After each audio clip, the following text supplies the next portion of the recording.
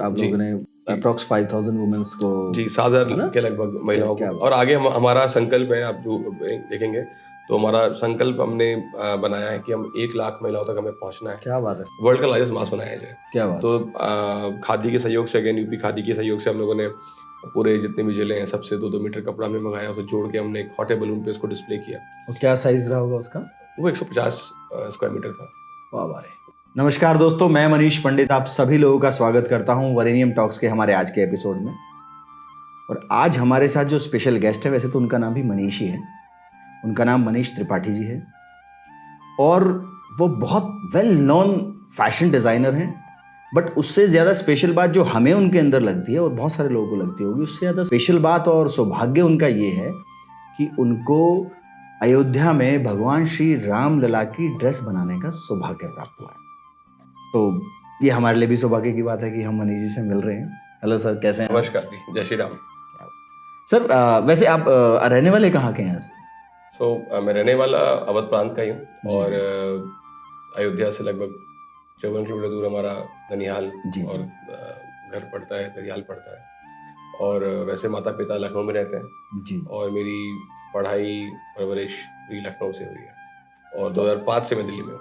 तो अयोध्या का तो आपने सारा माहौल बहुत फिर अच्छे से देख रखा होगा, रग रग में होगा फिर वो बचपन से लगातार। और मतलब गर्मी की छुट्टियाँ से लेकर समय समय पर हम लोग ऑब्वियसली उस समय वो अकबरपुर कहलाता था जी, और फैजाबाद जब था उसी का ही हिस्सा हुआ करता था। 95-96 में शायद वो अम्बेडकर नगर जिला बन गया। तो हम लोग जाते रहते थे, तो अक्सर मतलब हर जब जाते थे तो फैजाबाद, उस समय का फैजाबाद से होकर ही गुजरते थे। तो बहुत ही प्यारी मेमोरीज हैं वहाँ फैजाबाद की। लेकिन मैं जब अयोध्या में काम करने का मौका मिला, जितना दिन मैं अयोध्या में रहा तो उतना दिन मैं बचपन में गर्मी छुट्टियां भी नहीं बिताई कभी। क्या तो शायद नानी और दादी के घर कभी नहीं रहा उतना जितना मैं अयोध्या में अब रहा। तो एजुकेशन वगैरह सब सर वही हुई आपकी? एजुकेशन मेरी लखनऊ से थी थ्रू आउट। एक CMS स्कूल है अलीगंज में, सिटी मॉन्टेसरी स्कूल, वहाँ से मेरी एजुकेशन हुई। और नर्सरी से क्लास 12 तक मैं वहाँ पढ़ा। और उसके बाद 2005 में मैं दिल्ली आया और NIFT दिल्ली में। काफी लॉन्ग टाइम हो गया आपको फिर दिल्ली में? हाँ, 19 साल अब जी पूरा हो गया। और फैमिली में बाकी सब लोग डिजाइनिंग फील्ड में है कोई आपकी फैमिली से? नहीं, डिजाइनिंग फील्ड में नहीं है। तो मतलब सामान्य परिवार से, मिडिल क्लास फैमिली से, एक जहाँ पे वैल्यूज और वर्च्यूज को ज्यादा क्या कहते हैं तवज्जो दी जाती है, बजाय इसके कि आप कितना कमाते हैं, कितना क्या करते हैं। सो फादर मेरे गवर्नमेंट सर्वेंट रहे, रिटायर हो गए, उनको भी 5 साल हो गया। और बड़े भाई हैं मुझसे और उनका परिवार है, भाभी हैं, बच्चे हैं। और मेरी माता जी हैं जी। ये लोग लखनऊ में रहते हैं। और बाकी मेरी शादी जो है बनारस से हुई है।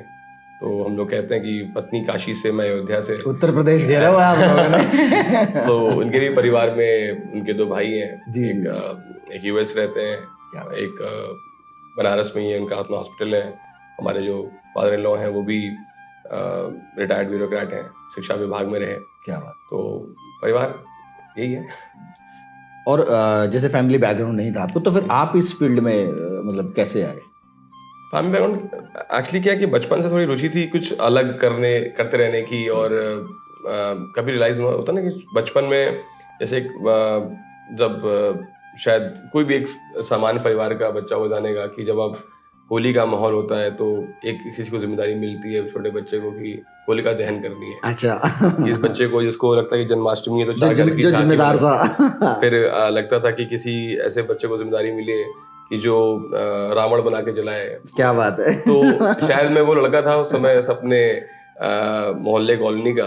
तो मैं कह सकता हूँ आज शायद लोग सुनेंगे और इस बात से इत्तेफाक भी रखेंगे कि मैं कह सकता हूँ कि मैं उन लोग को लाडला था कि मैं अब मतलब इस तरह से मैं लोगों चीजों में लगा। इस बच्चे को बोलेंगे तो ये काम हो जाएगा भाई, ये थोड़ा कर्मठ आदमी, कर्मठ बच्चा है। तो ये करते रहने का सौभाग्य मिला। तो हमेशा अपने जो क्रिएटिव जो जील होती थी ना अंदर से, तो वो इस तरीके से निकलती रहती थी।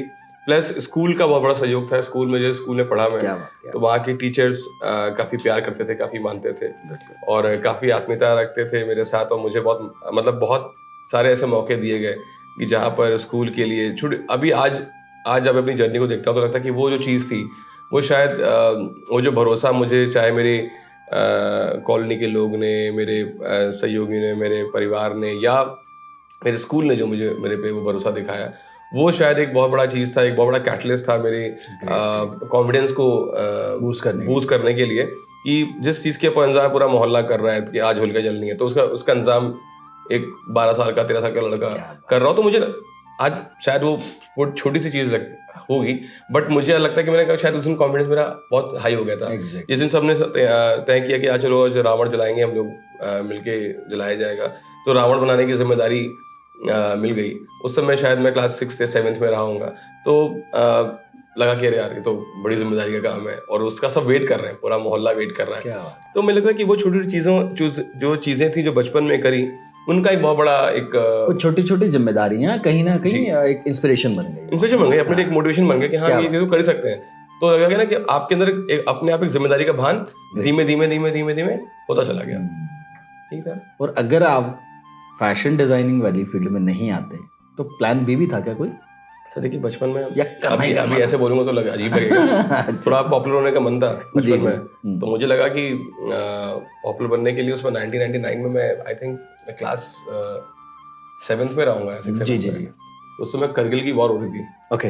मुझे लगा कि जो लोग शहीद हो रहे हैं उनका नाम बड़ा हो जाता है, जैसे मेजर मनोज पांडे थे, उनका नाम लखनऊ के थे वो, तो लगा इनका बड़ा नाम हो गया है। तो फिर मेरे कहा यार शहीद, फिर मेरे कहा मरने से डर लग रहा था, तो मैंने कहा मरना ठीक नहीं है। तो वो लगा, फिर मतलब मन में था कि कुछ करना है, लेकिन स्कूल के टाइम में जितने भी करिकुलर एक्टिविटीज होते थे उसमें मैं इन्वॉल्व रहता था। क्या बात। तो हमारी टीचर थी, एक फरजाना मैम थी, रीमा मैम थी, हमारी वाइस प्रिंसिपल थी उसमें लिपिका मैम, इन्होंने शायद मुझे मोटिवेट किया। क्या बात। और मुझे मौके दिए जहाँ पे मैंने स्कूल को रिप्रेजेंट किया सीनियर्स के सामने।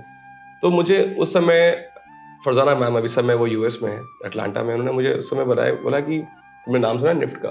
मैंने कहा मैंने नहीं सुना। तो बोले कि तुम निफ्ट में जाओ and that is your route to your career. अच्छा, ओके, क्या बात। तो मैं क्लास 7th में था उस समय। उन्होंने फिर रीमा मैम ने मुझे काफ़ी इंस्पायर किया। मुझे पढ़ाती थी कंप्यूटर, बट वो मुझे प्रोजेक्ट्स वगैरह देती रहती थी। राइट। हमारी वीरा मैम थी, वो भी अभी हैं, मैं सबसे टच में हूँ मोस्टली। फिर एक पंकज मैम थी, उन्होंने मुझे बोला। तो मतलब ये सब टीचर्स थे, जो नागेश्वर सर थे, सब लोग थे जिन्होंने हमेशा मोटिवेट किया, और हमेशा उन्होंने कहीं ना कहीं ढूंढ लिया था आप में टैलेंट कि भाई ये बच्चा कर सकता है, तो उसी को बोला जाता है ना, ऑब्वियस सी बात। तो 10th में नंबर आए, तो लिपिका मैम वाइस प्रिंसिपल थी, मैंने बोला मैम मुझे ना ये पढ़ना है। तो बोली तुम, तो मिड सेशन आफ्टर सेशन वो दिल्ली आई, उन्होंने निफ्ट कैंपस देखा होगा उन्होंने। तो मुझे आके बोलती तुमने निफ्ट देखा है? मैंने कहा मैं तो दिल्ली कभी आया नहीं था। तो बोली तुम्हें निफ्ट जाना चाहिए। मैंने कहा बिल्कुल मैम। तो मेरा थोड़ा और विश्वास थोड़ा दृढ़ हुआ कि मुझे निफ्ट जाना है। निफ्ट के विषय में ज़्यादा मुझे पता नहीं था, बट देन आगे बढ़ते गए, थोड़ा शिप्रा मैम से थोड़ा मुझे गाइडेंस और मिला निफ्ट के बारे में, और जाना, निफ्ट के लिए अप्लाई किया, और प्रभु के आशीर्वाद से 14 रैंक ऑल ओवर इंडिया मिला। तो मैं निफ्ट दिल्ली मैंने ज्वाइन की, और यहाँ पे आया तो यहाँ भी वैसे ही प्यार मुझे मिला जो मुझे स्कूल में मिलता था। तो मैं कह सकता हूँ कि हमारी वंदना मैम थी, मानी मैम थी, तुलिका मैम थी, सब लोग थे जिन्होंने मुझे अथाह प्रेम और सहयोग दिया, आशीर्वाद दिया। आशा बख्शी मैम थी, कुसुम मैम थे, इन सब लोगों ने मुझे अगेन और कॉन्फिडेंस बूस्ट हुआ। और जब यहाँ पे आया तो मुझे लगा मैं शायद कुछ अलग कर सकता हूँ। लेकिन हाँ, स्कूल में था तो मैं शायद क्रिएटिव लगता कि ठीक है मैं अच्छा करता हूँ, तो 50 लोगों में लगता था कि हाँ 2-3 लोग हैं, मैं उसमें से एक हूँ। बट जब निफ्ट में आया तो लगा यहाँ तो सारे के सारे 50 लोग वैसे ही हैं। अरे बाबा रे। तो एक वो लगा कंपटीशन लगा, तो लगा अब कुछ अलग कैसे करूँ। तो मेरे मन में आया कि मुझे खुद का कुछ अपना करना है, और मैं खुद ही करूँगा। और अपने पिताजी को कन्विंस किया उनका, और अब बताया कि मैं खुद कुछ करना चाहता हूँ। और क्योंकि उस समय 2004-5 में ये थोड़ा लखनऊ के परिवेश में बोलूँ तो ये एक डिफरेंट फील्ड थी। जिस फील्ड में बाकी और मोहल्ले के लड़के जा रहे थे, कॉलोनी के लोग लड़के जा रहे थे, कोई इंजीनियर जा रहा है, फौज में जा रहा है, कोई कुछ कर रहा है, तो आप कह रहे हो कि मैं डिजाइनिंग कर रहा है। थोड़ा सा एक वो था कि एक बट हाँ पिताजी का विश्वास उन्होंने मेरा कि जाओ पढ़ो करो। सो एक ये मन में था कि मुझे अपने फादर को, अपने फैमिली को प्राउड फील कराना है। क्या बात। उनको लगे कि हाँ कुछ सब्सटेंशियल मैं लाइफ में किया। और जो एक मेरे बाबा, मेरे ग्रैंडफादर हमेशा मेरी इंस्पिरेशन रहे। तो बस ऐसी ही लाइफ। ये जैसे आप लखनऊ से हैं पीछे, और उस साइड का आपका परिवेश रहा, फैशन डिजाइनिंग बिल्कुल अलग फील्ड था, जी। तो उसमें कुछ चैलेंजेस तो रहे होंगे तो चलने की चैलेंज बिल्कुल चैलेंजेस थे, बिकॉज जब ना, तक बिल्कुल एकदम अलग से हटके बिल्कुल कोई बिल्कुल फील्ड जहाँ है, पे जब आप इट्स नॉट भाई बिल्कुल इतना इजी नहीं है। आप आज सब कुछ आपको सोशल मीडिया पे अवेलेबल है, इंस्टाग्राम से लेके जी, जी। ट्विटर पे, पिंटरेस्ट पे, सब एवरीबडी इज इन्फॉर्म, सबको पता है कि क्या फैशन है, क्या ट्रेंड है, कौन से ब्रांड्स हैं। आज छोटे छोटे बच्चों को पता है कि हाँ। कलर्स कौन से हैं, क्या हैं, तो कौन सा ब्रांड है। मेरे लिए ऑब्वियसली चैलेंज था, बिकॉज एक तो वैसा एक्सपोजर नहीं था, और उसके बाद एकदम से फैशन में आ जाना, और टेक्निकलिटीज आप सीख लेते हैं, बट एस्थेटिक्स कुछ चीज़ें ऐसी होती हैं जो Exactly. फैशन में बहुत ज़रूरी होती हैं। Exactly. आज भी कोई नया बच्चा मिलता है जो करना चाहता है, मैं बोलता हूँ कि इसमें एक्सपोजर का और जितना ज़्यादा इन्फॉर्मेशन आप अलग से आपके पास आ सके, राइट वो बहुत इंपॉर्टेंट है। तो कहीं ना कहीं लगता था मन में, बट मेरे मन में जब मैं पढ़ते पढ़ते दिमाग में आया कि ज़रूरी नहीं कि हर डिज़ाइनर को जो है रैंप पे वॉक करना हो, हर डिज़ाइनर को सिर्फ और सिर्फ सेलिब्रिटी के लिए कपड़े बनाने हैं। बट ये भी ज़रूरी था कि जिस डिज़ाइनर के कपड़े कोई सेलिब्रिटी पहन लेता है, हाँ। उसी को आप बड़ा मानते हैं, बड़ा ब्रांड बना लेते हैं उसी को आप उसको। अच्छा मानते हैं।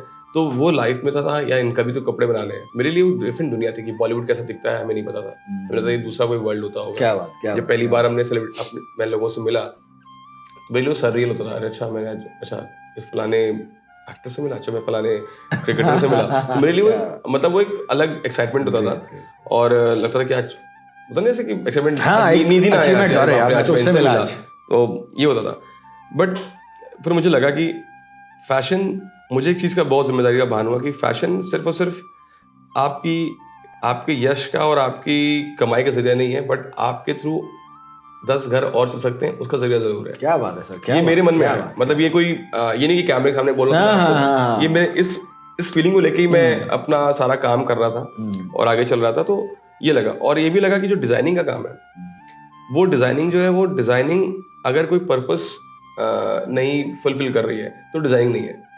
ओके, ऑब्वियसली जैसे मैंने ऐसे डिजाइन कर दिया, और डिजाइन का कोई पर्पस नहीं है, मतलब आई मीन टू से कि सिर्फ आपको लग रहा है कि वो सुंदर है, सुंदर सिर्फ होना डिजाइनिंग का क्राइटेरिया नहीं है। राइट, ठीक है, वो it should be pleasing to your eyes, but then वो क्या सॉल्व क्या कर रहा है। तो एक बहुत लार्जर, एक बहुत बड़ा एक चिंतन है जब आप डिजाइनिंग का काम करते हैं। तो इन दो चीज़ों को मैंने अपना मंत्र बनाया, passion for a cause, design with a purpose. ये मेरा अपना मूल मंत्र है अपने प्रोफेशन में। तो मैं इसी पे अपने आप को मैंने अपना आधार बनाया और उस जर्नी पे चला। फिर मेरे मन से ये हट गया कि मुझे किसके लिए डिज़ाइन करना है, कि या मुझे किसके लिए बनाना है। तो कहीं ना कहीं उसने मेरा रास्ता थोड़ा सा आसान किया, और कुछ प्रिंसिपल्स थे, मैंने कहा इनसे समझौता नहीं होगा। जो शायद लोग बोलते हैं कि आप फैशन में हैं तो आपको पार्टी करनी पड़ेगी, आप ये रहेंगे, नहीं तो आपको काम नहीं मिलेगा, लोग जानेंगे नहीं। तो मेरे मन में आता था, मैंने कहा जब आप पार्टी में गए, अगर वहाँ 4 लोग, माफी चाहता हूँ अगर वो होश में नहीं है, तो वैसे भी आपको नहीं पहचानेंगे वो तो आपको इस पार्टी नहीं पता लगना कौन था, तो ऐसी पार्टी की जरूरत क्या है। तो मैंने कहा जैसे मिलना है, जिनको जाने में मिलना है, क्या बात, और अपने काम के बारे में, उनके काम के बारे में, अपने काम के बारे में बताना है, उनके काम के बारे में समझना है। तो वो एक अपना एक बेसिक चीज बन गया। और फिर कहूँगा कि ऊपर वाले का भार में क्या बोलूँ, शब्द नहीं है, लेकिन भगवान ने ऐसे मौके दिए, अच्छे लोगों से मिलवाया और बुरे लोगों से भी मिलवाया। बुरे लोगों ने अच्छी सीख दी और अच्छे लोगों ने साथ दिए, और बहुत से लोगों ने लंबी फेहरिस्त है जहाँ पे लोगों ने मेरा साथ दिया, जिन्होंने एक कह सकता हूँ छोटे से लड़के को जो लखनऊ से आया हुआ था, दिल्ली में था, तमाम लोगों ने विश्वास किया। तो आज मैं भी, मुझसे कोई पूछता है कि मुझसे कोई काम मांगने के लिए आता है या मेरे साथ काम करना चाहता है, बोलता है सीवी में, क्या मुझे सीवी बायोडाटा नहीं चाहिए, क्या बात है, विश्वास चाहिए। अगर लगता है कि विश्वास है, बिकॉज जब मैं किसी के पास काम मांगने गया तो उसने मुझसे सीवी नहीं मांगा किसी ने। ग्रेट। कभी मुझसे किसी ने ये नहीं बोला कि अपना जरा प्रोफाइल भेज दो, जिसने प्रोफाइल मांगा उसने कभी काम नहीं दिया। मतलब आई मीन जब तक अगर एनर्जी लेवल पे कनेक्शन है तो काम बनेगा। और ये लिखा पढ़ी पे और उस पे इसका मतलब कि फिर आप झुंड का हिस्सा बनने जा रहे हो। एग्जैक्टली। तो मुझे जगह वो नहीं करना। और आज मेरी भी अपने, ठीक है, नहीं जमता है, इसका मतलब है कि छोटा सा इतना ही सफर साथ का था, मैंने कुछ आपसे लिया, आपने मुझसे कुछ लिया, हम आगे बढ़ गए। सो यही है। अच्छा, अगर फैशन को हम आपकी लैंग्वेज में डिफाइन करना चाहें तो फैशन आपके लिए क्या है? सर फैशन मेरे लिए वो ट्रेंड है जिसको सब लोग फॉलो करते हैं। क्या बात। और आज प्रभु श्री राम के माध्यम से अगर मुझे कुछ फैशनेबल करने को मिला है तो मैं चाहूँगा कि जो भगवान पहन रहे हैं उसको पूरा विश्व जो है अपनाए। जो उनके पोशाक के जो कपड़े हैं, जो उनका कलर है, आप देखिए ट्रेंड बन चुका है। लोग, एक समय था कि जब लोग सिर्फ सैफरन को सिर्फ और सिर्फ पुजारी के साथ या हाँ योगी वैसे के साथ पहनते थे, वैसे करते थे। पहनते थे आज पर्टिकुलर किसी डेज पे या बड़ा। हाँ, बट आज ट्रेंड में है और लोग उसको शायद शब्दों का चयन शायद गलत हो सकता है मेरा, बट भाव ये है कि आज उनसे बड़ा आइकन कौन हो सकता है क्या बात जो रिप्रेजेंट करे हमारे इंडिया के लिए, हमारे भारत के लिए, पूरे विश्व के लिए। तो यही है फैशन मेरे लिए। और आपके लिए फैशन आइकॉन्स कौन कौन है? मतलब कोई ऐसी फैशन फिगर हो आपके लिए कि भाई मैं सर, उसको देख के बड़ा इंस्पायर वो मिलता सर है? बताए भगवान कसम किसी का नहीं मिला मुझे। मेरे लिए मेरा इंस्पिरेशन प्रभु श्री राम रहे। क्या बात है शुरुआत सर, से। क्या बात। और मैं जब से मेरे मन में भाव आया, क्योंकि मैं खादी से जुड़ा रहा, हैंडलूम से जुड़ा रहा। पूर्व में मुझे इंडिया हैंडलूम ब्रांड कमेटी में एज अ सलाहकार का भी मुझे क्या बात। सौभाग्य प्राप्त हुआ। तो मुझे लगा कि हम हमेशा ढूंढते हैं कोई सेलिब्रिटी मिल जाए, कोई ऐसा नोन पर्सन मिल जाए, जो कि ज़रूरी है क्राफ्ट को और इंडिजिनस टेक्सटाइल्स को बढ़ावा देने के लिए, बहुत ज़रूरी है। बट मन में लगा कि अल्टीमेट कौन होगा, who is the ultimate person who could become the, who could carry the baton of, क्या ग्रेट। तो शायद लगा मुझे कहीं ना कहीं जो इसी कड़ी में 3 वर्ष पहले मुझे सौभाग्य प्राप्त हुआ यूपी खादी के सहयोग से प्रभु रामलाल विराजमान के पोशाक बनाने का। तो मैंने खादी से बनाया। मेरा भाव भी ये था कि खादी को बनाऊंगा तो एटलीस्ट जब भगवान पहनेंगे 4 लोग ढूंढेंगे ना खादी, कि अब आज की डेट में जो पिछले 10 साल में जिस तरीके से ऑनरेबल पीएम ने जिस तरह से सारे अपने काम किए हैं, खादी को इतना बड़ा नाम मिला है, तो मेरा भी एक सहयोग गिलहरी वाला उस कड़ी में रहे कि शायद मैं भी कुछ कोशिश कर पाए कुछ, और अगर शायद कुछ भला हो, मेरा भी होगा और साथ साथ कुछ कम्युनिटी का भी भला होगा। तो उस कड़ी में काम किया और आज उसी कड़ी को आगे बढ़ाते हुए आज प्रभु श्री राम के कपड़े बनाने का सौभाग्य प्राप्त। वहाँ कनेक्ट कैसे हुआ आपका श्री राम जी का? जो सब ईश्वरी की अनुकंपा है मुझे। मतलब मेरे लिए बड़ा सररियल है, क्योंकि कुछ भी प्लान नहीं था। मैं कई बार जगह बोल चुका हूँ कि आपकी सारी प्लानिंग पे ना भगवान की प्लानिंग भारी पड़ती है। एग्जैक्टली। और क्या बात। आप जो भी कर लें, आप कुछ भी करना चाहें, भगवान जैसे चाहते हैं वो जहाँ उन्होंने पहुंचाना है ना आपको पहुंचाएंगे, वो पहुंचाएंगे, और जैसे कराना है वो खुद कराएंगे। एग्जैक्टली। आप लाख कर लीजिए कोशिश कि मुझे ये करना है, ये प्लान, कुछ नहीं। मतलब अभी क्या है, भगवान के काम में ज्यादा प्लान नहीं करते। अभी हम बैठे थे, हमें रामनवमी के कपड़े बनाने हैं, हम लोग 10 दिन से चिंतन कर रहे हैं क्या बनाएं, कुछ अलग करें। आपने बैठे बैठे आइडिया क्या ये करना है, तो मतलब क्या बात। एक बड़ी प्यारी चीज थी। मैं एक बार 2015 में एक जहाज में मैं दिल्ली से बम्बई जा रहा था, तो एक सज्जन हमारे बगल में बैठे हुए थे, तो उनसे मेरी थोड़ी बातचीत हुई। तो हम लोग ऐसे बातचीत करते, क्या करते हो? मैंने बोला मैं ये करता हूँ। उन्होंने बोला, अपने बारे में नहीं बताया, बातचीत ऐसे हो रही थी। उन्होंने बड़ी प्यारी बात बताई कि जो है जो हमारे में विचार होते हैं, भगवान को देखा तुमने? तो हम लोग का जो डिबेट है वो होने लगा भगवान पे, ईश्वर पे। तो ये हुआ कि भाई आप भगवान को कैसे देखते हो, मैं कैसे देखता हूँ, मुझे नहीं पता। एक बड़ा अच्छा निष्कर्ष निकल कर आया जो मैं आपके माध्यम से लोगों को बताना चाहता हूँ कि ये प्रभु है, भगवान है ना, वो आपकी सोच ही आपका ईश्वर है। अगर आपके अंदर अच्छी सोच आ रही है, इसका मतलब आपके पास ईश्वर का वही तो भगवान है कहीं ना कहीं। और अगर आपको गंदी सोच आ रही है तो आप शैतान द्वारा ड्रिवन है। मुझे लगता है कि अगर तो आप अपने मन को जितना शुद्ध, अपनी चीजों को जितना अच्छा विचार अच्छे रखेंगे, भगवान आपके उतने नजदीक आते जाएंगे और आपको अच्छी सोच देते जाएंगे। ये कोई हमारा विषय नहीं है, ये मेरा काम नहीं है। मेरा कोई ऐसा प्लानिंग नहीं कि मैं अयोध्या गया तो मैं बना दूंगा, ये कर दूंगा, ऐसा कुछ नहीं था।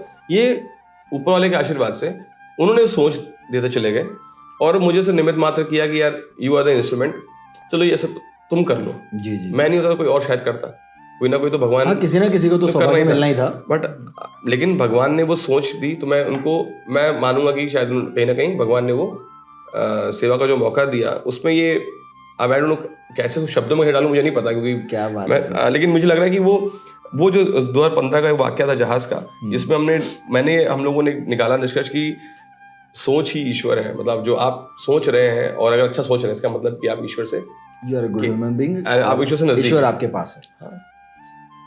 अभी रिसेंट वर्क क्या रहा है सर आपका? रिसेंट तो भी अयोध्या ही है।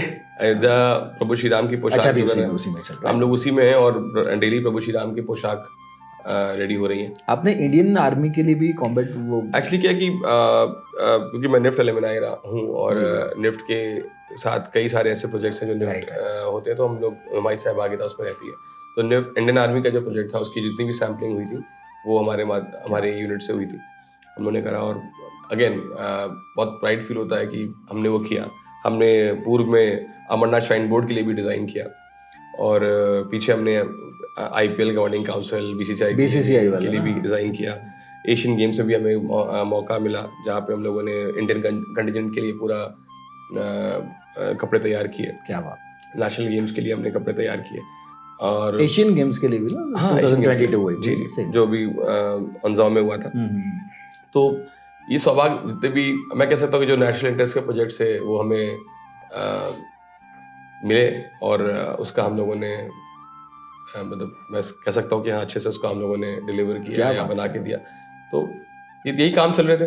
बाकी जो हमारा अपना ब्रांड है अंतर्देशी जो मेंसवेयर ब्रांड रहा है, जिसके माध्यम से मैंने तमाम सेलिब्रिटीज़ के, पॉलिटिशियंस के, क्रिकेटर्स के जो मैंने कपड़े रेडी किए वो अंतर्देशी के माध्यम से किए।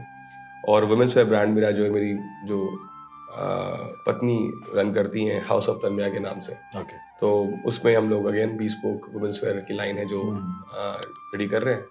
यही है। बाकी हमारी मुहिम है शहर से गांव तक, जिसके थ्रू हम लोग जो भी बाकी जो काम है जो भी है हम लोग ग्रामीण महिलाओं तक पहुंचकर उसमें काफी रोजगार आपने दिया, जो हमारी सर्च में था कि भाई आप लोगों ने अप्रॉक्स 5000 वुमेन्स को 7,000 के लगभग महिलाओं को। और आगे हमारा संकल्प है, आप देखेंगे तो हमारा संकल्प हमने बनाया है कि हम 1 लाख महिलाओं तक हमें पहुंचना है। क्या बात है सर। तो जब पर्पस बड़ा करेंगे ना, तो शायद अगर आज सिर्फ अपने लिए यश बटोरना और धन कमाना, मैंने कहा ना पर्पस नहीं अगर नहीं होगा लाइफ में तो चीज़ें बड़ी नहीं होंगी। जब पर्पस बड़ा हो जाएगा तो व्यापार भी जो है वो बढ़ेगा ही भगवान की आशीर्वाद से। बट हो सकता है कि शायद कुछ लोगों का भला हो सके जी। और बस यही है, हम लोग मतलब इस भाव से काम में लगे हुए हैं। क्या बात है। अच्छा, कोरोना टाइम में आपके जो फेस मास्क थे वो बड़े ट्रेंड में रहे थे, क्या उसके पीछे बताओ ना सर, वो क्या बनाया था? कोरोना के टाइम में हम लोग की अचानक आपाधापी में सब फैक्ट्रियाँ बंद हो गई। हम लोग की बड़ी टीम थी, सभी के सभी 80-90 लोग सब अपने अपने घर चले गए। 2-4 लोग बचे हुए थे। और उस समय का बड़ा एक थोड़ा सा इमोशनल वाकया था कि मैं अपने घर से निकला कुछ सामान लेने के लिए, और उससे दिन की बात है कि उस दिन गवर्नमेंट का मैंडेट आया था कि आप फेस मास्क पहन सकते हैं और जो सर्जिकल मास्क हैं वो कोरोना वॉरियर्स के लिए या जो फ्रंट लाइन पे जो लोग हैं उनको इस्तेमाल करने की आपूर्ति नहीं हो पा रही थी। तो कपड़े के मास्क का क्या नॉर्मल सामान्य रूप में आप कपड़े के मास्क लगा सकते हैं, एक ऐसा मैंडेट आया। तो और पुलिस की गश्त लग रही थी सायरन पे, तो मैंने एक गरीब बुजुर्ग को देखा, आप देखेंगे गूगल पे दिखेगा आपको, मेरे एक गरीब बुजुर्ग को देखा मैंने, वो ज़मीन से उठा के मास्क लगा रहे थे। तो मुझे बड़ा मेरे लिए बड़ा हृदय वेदी था। मैंने लोकल पुलिस को संपर्क किया, मैंने कहा अगर आप मुझे परमिशन दें तो मैं अपनी फैक्ट्री से निकाल के कुछ मास्क बना के लोगों को बांटना चाहता हूँ। क्या बात। तो वो कड़ी शुरू हुई और उस दिन 2-4 लोग हमारे साथ थे। हमने पुलिस प्रशासन के सहयोग से हमने अपनी फैक्ट्री को खोला। जो भी 2-4 लोग थे और जो कपड़े हमारे पास रखे थे, इर्रिस्पेक्टिव वो महंगे सस्ते क्या थे, इसका नहीं ध्यान दिया। और हमने कहा लग रहा था कि दुनिया तो खत्म होने वाली है, तो हमने कपड़ा रख के क्या करेंगे यार। तो हमने सारे कपड़े निकाले, जितने बन पाए उस दिन, 50 बन पाए, 60 बन पाए। हम लोगों ने शाम को उस बस्ती में बगल में लोगों को बांटे। तो स्वाभाविक है, आज दुनिया डिजिटल दुनिया है, हम सब लोग अपनी शौक रखते हैं फ़ोटो खिंचाने का और वीडियो बनवाने का। हमने फ़ोटो खींची, लगाई और अपने फेसबुक ट्विटर पे डाल दी। तो जैसे डाला हमने तो आपकी मीडिया का सहयोग मिला, तो उन्होंने ट्रेंड डाला तो लोगों ने मांगना शुरू कर दिया। तो जब मांगना शुरू कर दिया तो फिर मैंने प्रशासन की मदद मांगी। मैंने कहा कुछ लोग कोई ओखला में था, तो कोई जाकिर नगर में था, तो कोई तिलक नगर में था, दिल्ली में जब तक था। मैंने कहा मैं तो बस कपड़ा पहुंचा दूँ, घर पे बैठे हैं, इनको मैं कपड़ा ये मास्क बना के ले लेंगे, मैं शाम को इकट्ठा कर लूँगा। तो ऐसे करते करते वो अच्छा पूरा इकट्ठा फिर करके 100 बने। फिर आपको देखेंगे वीडियो में, तो मैंने अपने सर पे रख के कपड़े में उठाया मैंने, उसमें लोग नहीं होते थे, ड्राइवर भी छुट्टी पे था। और वो कपड़े फिर उन टेलर्स तक पहुंचाए, अपने उस पर लिखा कि जिसको बनाना है वो बता दे और जिसको बांटना है वो बता दे। तो मैंने एक तरीके का वो एक चैनल बनाया। उसके बाद फिर मैं NSIDC के संपर्क में आया और उनसे संपर्क में आया। मैं बुलंदशहर गया। बुलंदशहर में हमारे संजय श्रीवास्तव जी हैं, बड़े अच्छे अधिकारी हैं। उन्होंने उस चीज़ को समझा, उन्होंने प्रशासन से मुलाकात कराई और सेम डे हमें जो है लगभग 2700 औरतों को का एक समूह मिल गया बुलंदशहर में। तो हमने कहा इनको मैं ट्रेन करूँगा, क्योंकि मास्क बनाता तो मास्क बनाना शुरू कर दिया उन लोगों ने। अभी मास्क बटे कैसे, इमीडिएटली हमारी टीम से मैंने बोला, मैं एक तुरंत बनाओ वेबसाइट। तो डिजाइनर मास्क.in हमने एक वेबसाइट इमीडिएट तैयार करी। सिर्फ उस पर लिखा 1 for all। आप एक खरीदें चाहे 4 खरीदें, आप बता दिए मेरी बांटना कितना है, उतना आपको मैं दे दूंगा। आप एक खरीदिए, आप एक खरीदिए, बट आप कहेंगे ना मैं बांट सकता हूँ 100, तो आप में से 100 ले लीजिए एक किताब में। तो 1 for all हमने एक मुहिम बनाई और हमने बनाया, और उससे शुरू हुआ हमारा सफर, जहाँ पे हमने ये ट्रेनिंग देना शुरू किया।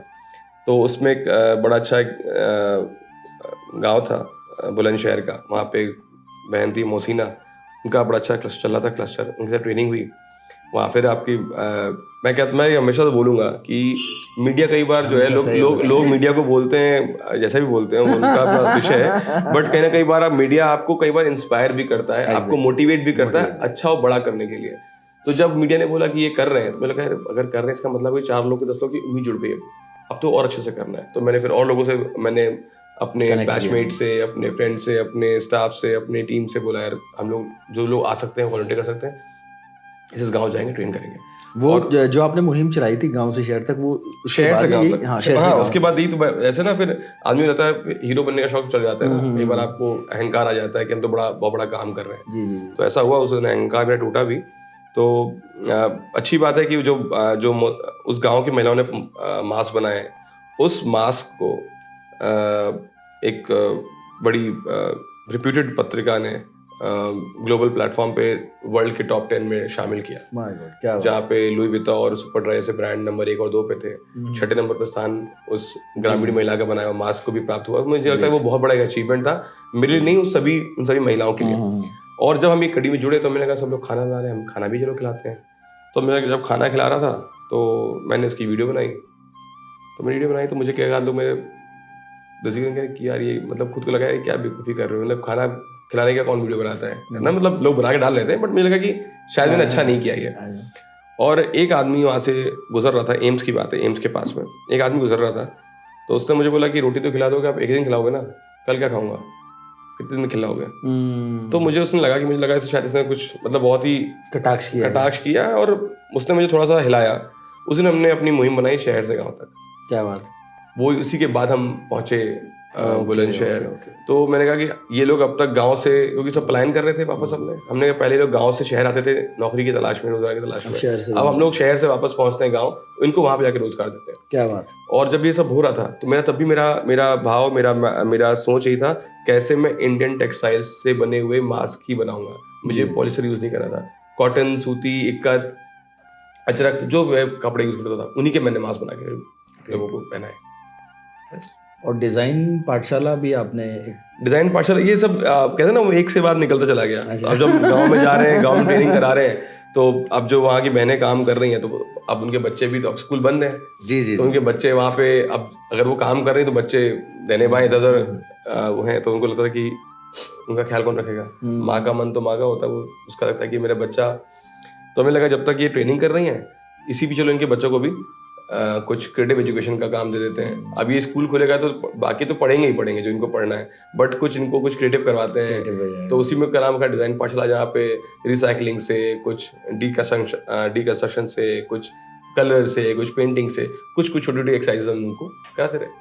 और रामलीला के भी कुछ ट्रेनिंग चल रही है कैसे? वो 2021 में करा हमने। अच्छा, तो जब ये क्लस्टर बन गया और थोड़ा कोविड का डर खत्म हुआ और कोविड का मास्क की जब ये कमी हुई, तो हमने वर्ल्ड का लार्जेस्ट मास्क बनाया था खादी के।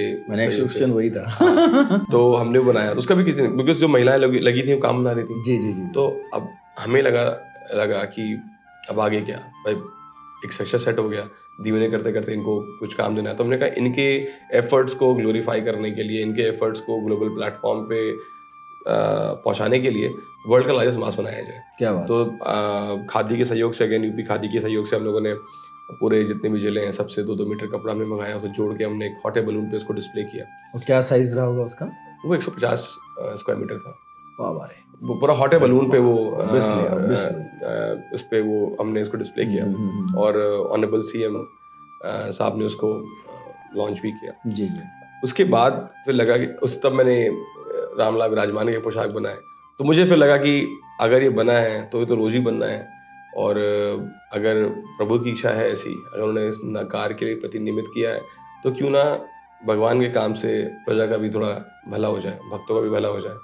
तो जहाँ पर उनका नाम मैंने दिया श्रम साधक, और उन महिलाओं को फिर मैंने गाजियाबाद में लोनी के गाँव में मैंने एक छोटी ट्रेनिंग शुरू कराई, जहाँ पे हमारी बहन कंवर पाली है जो उन्होंने उसको लीड किया, और वहाँ की महिलाओं को हमने ट्रेनिंग दी, और जो प्रभु श्री रामलाल विराजमान के पोशाक बनाने में अब इस समय निपुण है, और आगे क्या बात बनाएंगे, तो उनका सहयोग हमें मिलेगा। अब इसके बाद मतलब मैं नहीं चाहता कि ये चीज़ सिर्फ और सिर्फ फैक्ट्री में बने और कोई एक आदमी बड़ा अमीर हो जाए या बहुत बड़ा बिजी हो जाए। हम चाहते हैं अगर ये चीज़ है तो at least this should spread into number of people जो काम करना चाहते हैं, और शायद इस माध्यम से एक हाउस होल्ड इनकम भी जनरेट हो, एक एडिशनल हाउस होल्ड इनकम। घर में उनके पति कुछ ना कुछ कमा रहे हैं, घर में कुछ ना कुछ आमदनी हो रही है, बट शायद इस कार्य से उनके घर में कुछ एडिशनल इनकम जनरेट हो सके, तो भगवान का काम भक्ति भी हो जाएगी, साथ साथ कुछ उनको आजीविका में कुछ मदद मिल जाएगी।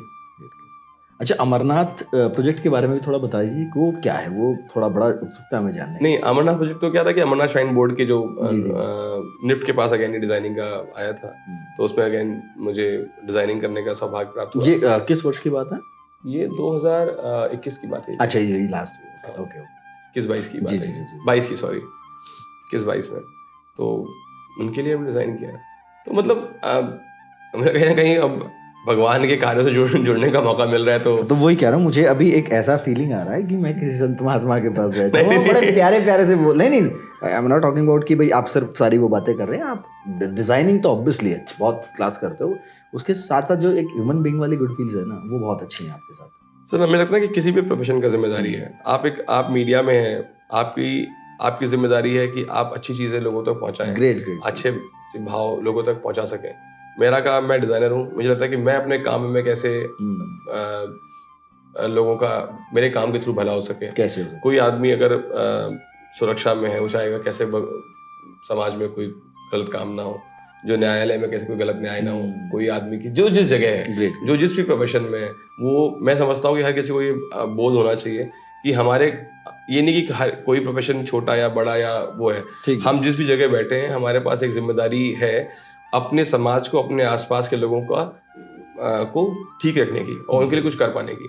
और हमेशा हम जब भी हमें काम मिलता है, हम कभी कोई चीज़ करते हैं, हमेशा हमें लगता है कि हमें तो अपने लिए करना है हम, और वो सबके मन में बहुत, मैं बोलूँगा मुझे अपने लिए नहीं चाहिए, मैं झूठ बोलूँगा शायद, जो जितना कर सकता है मुझे अपने लिए भी करना है, मुझे अपने लिए भी मुझे भी अच्छा लगेगा कि मेरा नाम हो, यश हो, लोग जाने पहचाने, वही चीज़ है। बट उसके साथ साथ मुझे मैं ये ज़रूर अपने आप साथ एक जिम्मेदारी कैरी करता हूँ कि मुझे इसके साथ साथ 4 लोगों के लिए भला करने लायक मुझे भगवान वो शक्ति देता रहे, जैसे कि मैं कर सकूं। मुझे कुछ ना मिले, मैं एटलीस्ट 4 लोगों को और एम्पावर कर सकूं कि वो भी अपने घर का खर्चा निकाल सकें, काम कर सकें। वो मुझे वो करने की ताकत मुझे भगवान से हमेशा चाहिए रहती है, और मैं उनसे रोज ये प्रार्थना करता हूँ। क्या वो तो बस यही है। वो पावर सोर्स लखनऊ से आ रही है। नहीं, वो अयोध्या से आ रही है। अयोध्या से, लखनऊ से, मतलब कहने का ना यूपी से, जहाँ से आप बिलोंग करते हैं। अच्छा, आपने मेरा काम ऐप पर भी काम किया है ना? जी। हाँ, अभी हमने बनाया था, बट अभी सस्पेंडेड है वो। मेरा काम, ये सारी चीजें थी ना, देखिए सारी चीजें उस चिंतन से आई है कि कैसे ज्यादा से ज्यादा लोगों तक पहुंचा जा सके, कैसे ज्यादा से ज्यादा लोगों को वो अपने काम के बारे में लोगों को बता सके। एक बहुत ही छोटा भाई है, टेक सैवी है, थोड़ा अच्छा, उसकी अपनी कंपनी है, तनुज नाम है जी। तो तनुज ने ये, आज हमने बात की, हमने कहा यार बहुत से लोगों तो मिल रहे हैं, बट क्या हो रहा है कि अपने फ़ोन पे सबका, मतलब एक सिंगल फ़ोन पे सबके से बात कर पाना मुश्किल हो रहा था। और हम ये नहीं बता पा रहे थे कि सबका, एक दिन में 100 मैसेज आएंगे, आप सबका मैसेज नहीं पढ़ पाएंगे, कुछ ना कुछ मिस हो जाएगा। सो हम लोगों ने फिर मिलके चिंतन किया और हम लोगों ने ये ऐप बनाई, मेरा काम। हमने कहा इसको पहुँचाते हैं SHGs तक, और एटलीस्ट जो SHGs हैं वो बता सके वो क्या काम करते हैं, वो जो काम करते हैं उसको अपलोड कर दें, और हम उनके लिए उस काम को ढूंढेंगे, उस काम में उनके लिए ऑर्डर लेकर आएंगे। तो ये हमारा एक इसमें कोशिश थी।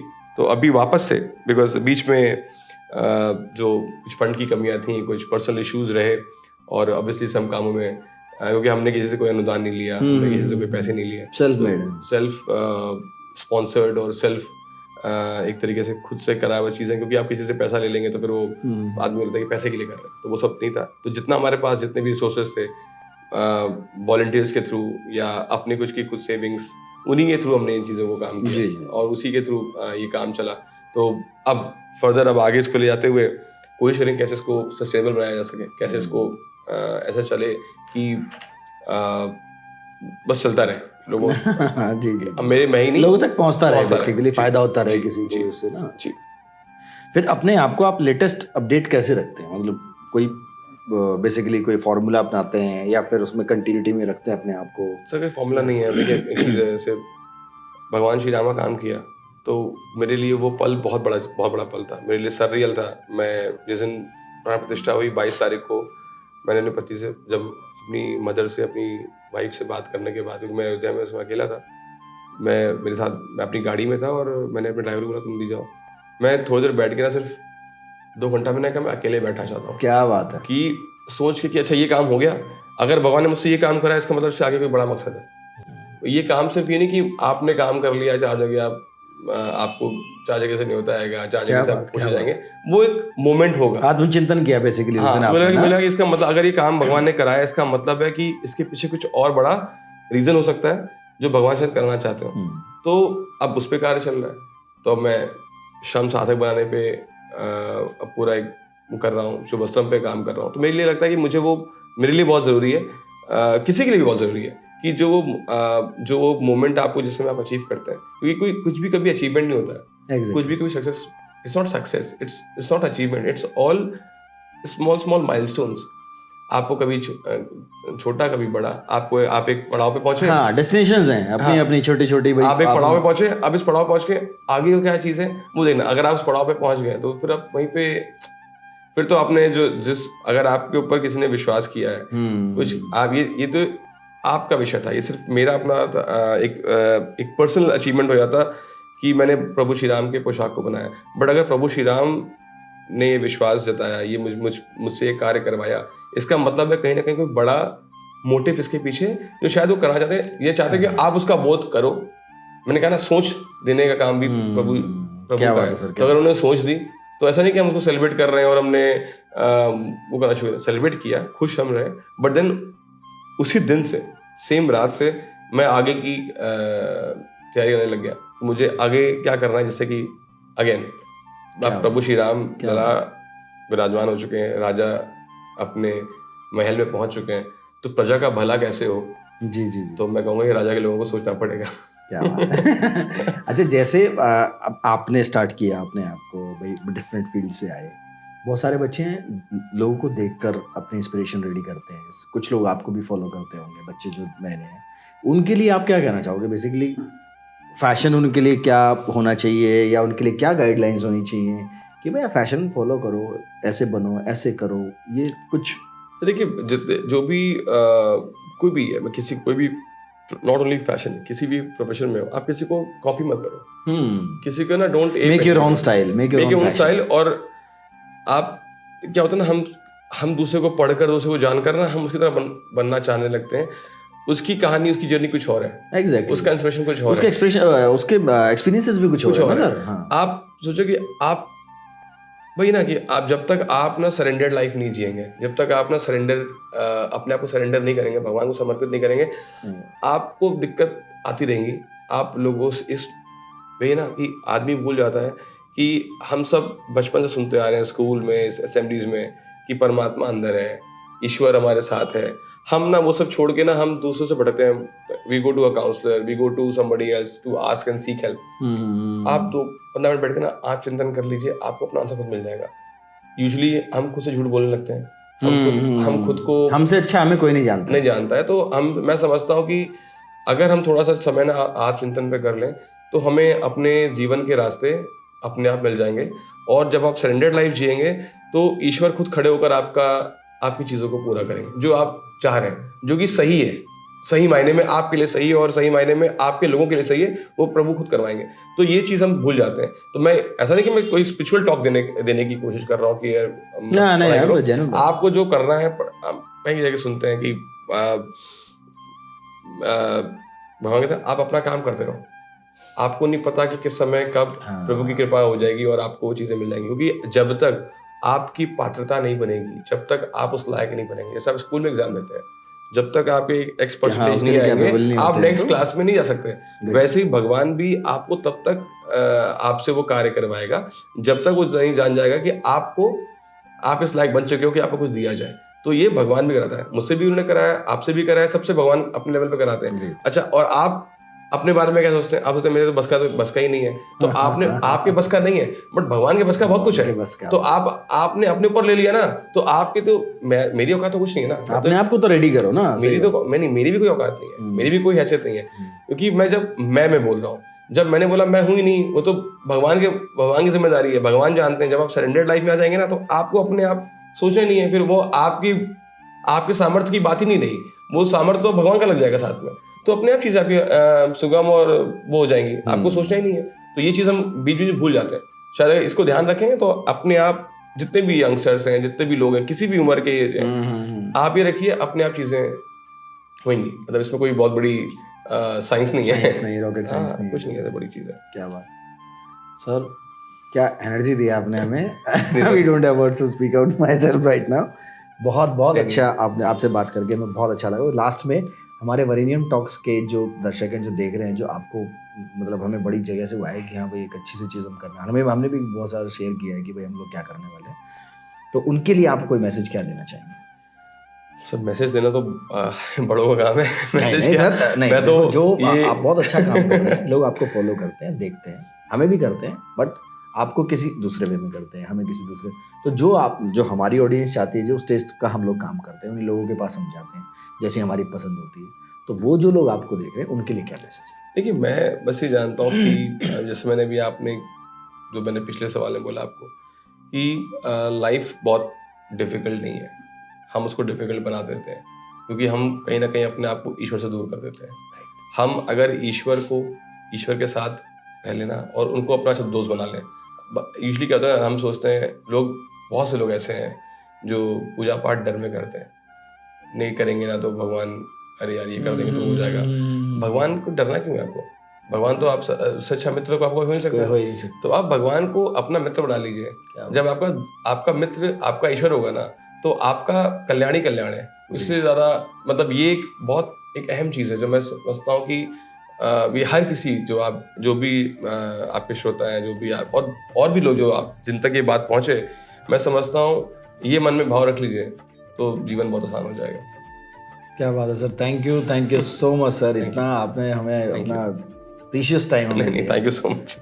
तो दोस्तों, ये थे मिस्टर मनीष त्रिपाठी जी। मज़ा आ गया इनसे बात करके, सीरियसली। और जल्दी मिलते हैं आपसे फिर किसी नई पर्सनैलिटी के साथ, किसी नए फेज़ में। और तब तक के लिए thank you so much. Like share comment आपको पता ही है, वो करना ही है आपने, सब्सक्राइब भी करना है। Thank you so much.